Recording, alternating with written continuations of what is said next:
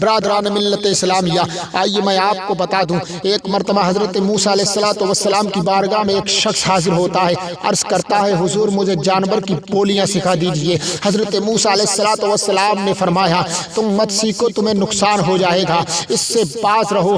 وہ شخص عرض کرتا ہے حضور میرا شوق پورا کر دیجئے، آپ کا کیا نقصان ہے؟ اللہ اکبر پیارے مسلمانوں، وہ عرض کر رہا ہے حضرت موسیٰ علیہ السلام نے رب کی بارگاہ میں عرض کیا مولا یہ شخص مانتا نہیں ہے، باز نہیں آتا ہے، کیا کروں؟ اللہ کا حکم ہوتا ہے اے موسیٰ اس جانور کی بولیاں سکھا دیجئے جب یہ مانتا نہیں ہے۔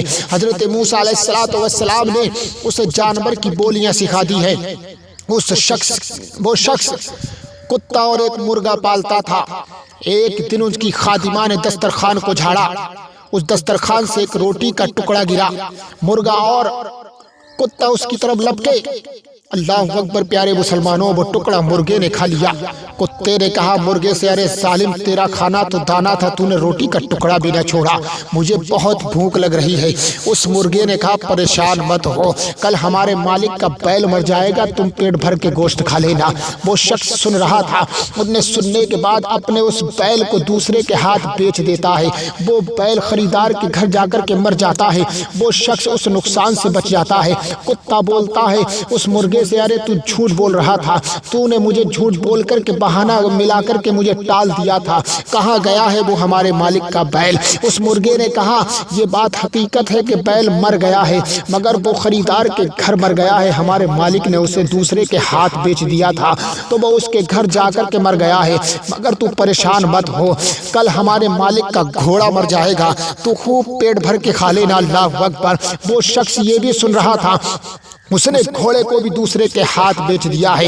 پھر کتا اس مرغے سے مخاطب ہو کر کے کہتا ہے ارے بھائی تو جھوٹ پہ جھوٹ بول رہا ہے، ہمارے مالک کا وہ گھوڑا کہاں گیا ہے؟ مرغے نے کہا اس گھوڑے کو بھی ہمارے مالک نے دوسرے کے ہاتھ بیچ دیا ہے اور وہ گھوڑا اس کے گھر جا کر کے مر گیا ہے، مگر ہمارا مالک بڑا بے وقوف ہے، بڑا بدنصیب ہے کہ اس نے ان گھوڑے اور بیل کو دوسروں کے ہاتھ بیچ دیا ہے، اگر کاش وہ گھوڑا اور وہ بیل ہمارے مالک کے گھر مر جاتا تو ہمارے مالک کی جان کا فدیہ ادا ہو جاتا۔ اللہ اکبر پیارے مسلمان ہو، اب وہ مرغا اس کتے سے بولتا ہے کہ کل ہمارا مالک مر جائے گا۔ وہ شخص نے جب یہ سنا تو روتا ہوا حضرت موسیٰ علیہ السلام کی بارگاہ میں پہنچ جاتا ہے، عرض کرتا ہے حضور مجھے معاف کر دیجئے، مجھے معاف کر دیجئے، مجھے بچا لیجئے، کل میں مر جاؤں گا، میں نے سنا ہے کتے سے اور اپنے مرغے سے، مجھے اس موت سے بچا لیجئے۔ حضرت موسیٰ علیہ السلام نے فرمایا ہم نے تم سے منع کیا تھا مگر تم باز نہیں آئے، اب تمہیں اس موت سے کوئی نہیں بچا سکتا، تمہارا وقت آ گیا ہے۔ اللہ اکبر پیارے مسلمانوں، وہ شخص پھر دوسرے دن مر جاتا ہے۔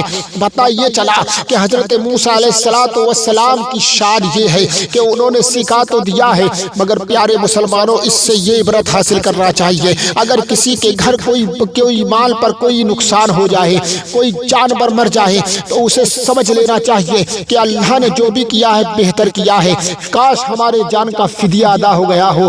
جو بھی پروردگار کرتا ہے بہتر کرتا ہے اور اس پہ ندامت نہیں کرنا چاہیے بلکہ اللہ کا شکر ادا کرنا چاہیے اور یہ سمجھ لینا چاہیے کہ ہماری جان کا فدیہ ادا ہو گیا ہے۔ کوئی نقصان ہوتا ہے مالی طور پر تو ہمیں یہ نہیں سوچنا چاہیے بلکہ ہمیں یہ سوچنا چاہیے کہ اللہ تبارک تعالیٰ نے بہتر کیا ہے، ہماری جانوں پر جو پریشانیاں آتی اس سے اللہ تبارک تعالیٰ نے ہمیں بچا لیا ہے اور ان جانوروں کے ذریعے وہ بلا کو ہماری